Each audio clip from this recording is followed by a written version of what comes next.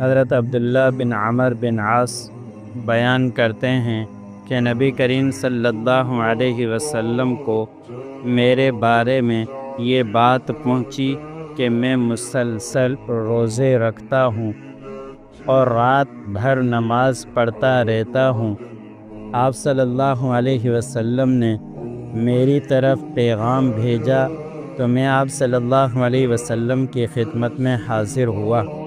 آپ صلی اللہ علیہ وسلم نے ارشاد فرمایا، مجھے یہ خبر دی گئی ہے کہ تو روزے رکھتا رہتا ہے اور افطار نہیں کرتا اور رات بھر نمازیں پڑھتا رہتا ہے، اس طرح نہ کیا کر، کیونکہ تیری آنکھوں کا بھی تجھ پر حق ہے، تیرے نفس کا بھی تجھ پر حق ہے، تیری بیوی کا بھی تجھ پر حق ہے۔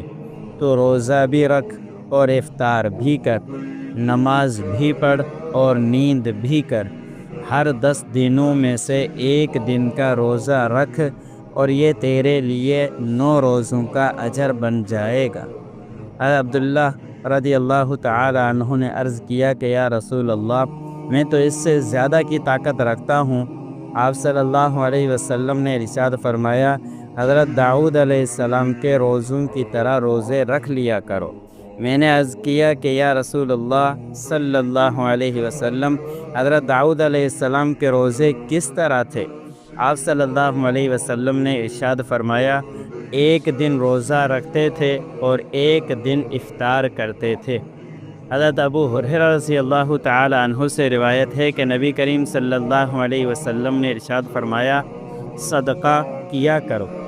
ایک آدمی کہنے لگا کہ اگر میرے پاس صرف 1 دینار ہو تو؟ آپ صلی اللہ علیہ وسلم نے ارشاد فرمایا کہ اسے اپنی ذات پر صدقہ کر دو۔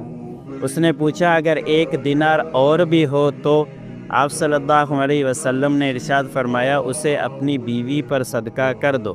اس نے پوچھا کہ اگر 1 دینار اور بھی ہو تو؟ آپ صلی اللہ علیہ وسلم نے ارشاد فرمایا اسے اپنے بچوں پر صدقہ کر دو۔ اس نے پوچھا اگر 1 دینار اور بھی ہو تو؟ آپ صلی اللہ علیہ وسلم نے ارشاد فرمایا اسے اپنے خادم پر صدقہ کر دو۔ پھر اس نے پوچھا کہ اگر 1 دینار مزید ہو تو؟ آپ صلی اللہ علیہ وسلم نے ارشاد فرمایا کہ تم اس معاملے میں زیادہ بہتر سمجھتے ہو۔ اللہ عمل کرنے کی توفیق۔